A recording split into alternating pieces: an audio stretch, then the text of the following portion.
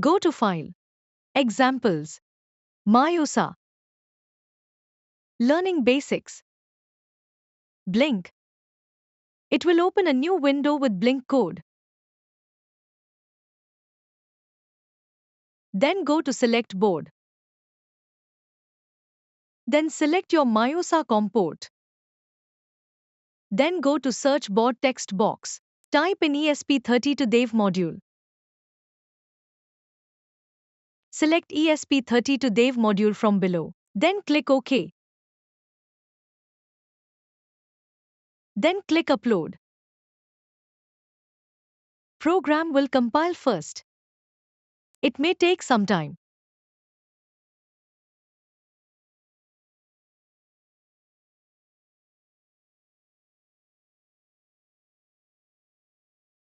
Then it will start uploading the code.